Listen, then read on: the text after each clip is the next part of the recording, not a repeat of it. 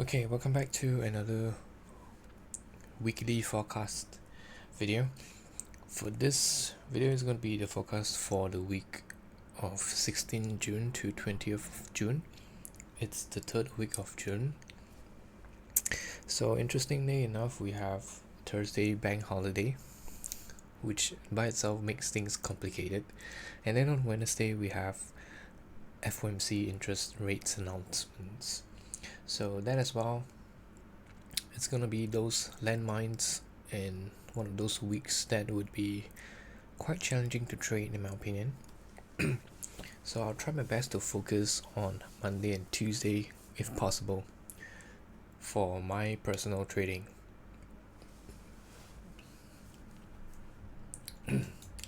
So dropping into the charts right now, let's start with bond futures. We are bearish, and I'm actually looking for this swing low to be tagged. As long as we don't take out this high, I believe that I believe that price is still going to get down here because we are ultimately in a bearish order flow. For ES, it's a little bit tricky here because right now we have a bullish order flow on the weekly but bearish order flow on the daily. Okay. For Nasdaq, same thing as well. Bullish order flow on the higher time frames, weekly and monthly, but bearish order flow on the daily. Dow Jones as well, bullish on the higher time frames, but right now what I can see for Dow Jones is that if you notice how we're closing back below the previous week's range after taking out highs, equal highs. So this could be a signal that where we might be heading into some lower time frame or short-term retracements. Okay, if you take a look at the daily time frame, you know what I mean. Not going to dive too deep into that because I'm going to reserve that for Monday. And then for Euro, we are bullish obviously. Any trade back down into this consecutive down close candles, either the candle's body or 25% of these of the order block or 50% of the order block, I would start to look for long positions to take out whatever high there is. British pound, it's slightly contradicting because it wasn't able to close above the down close candle in terms of the entire range, but at the same time it should follow Euro to trade higher. But maybe when Euro retraces, we can see the British pound trading back down into the weekly 5-hour gap to offer some buying opportunity to go higher. And if you take a look at the Euro to GBP chart, you'd see that it's on the uptrend, which is why it explains why for this particular week or last week as well, Euro was slightly more bullish on the higher time frames as compared to the British pound.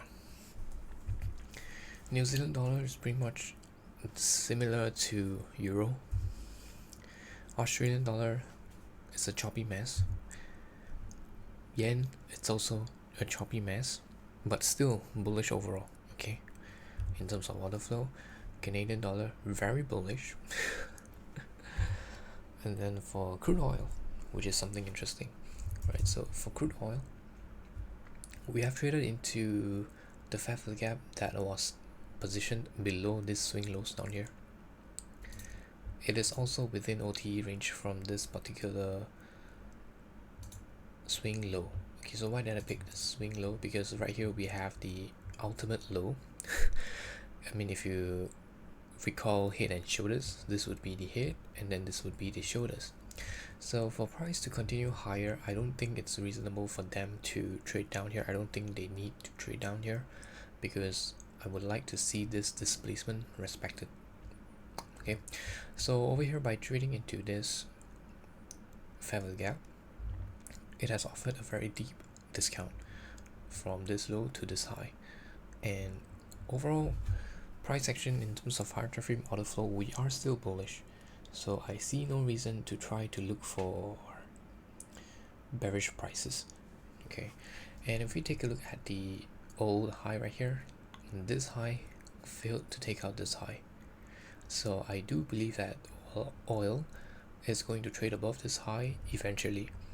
And the way it traded lower, there is no signs of displacement.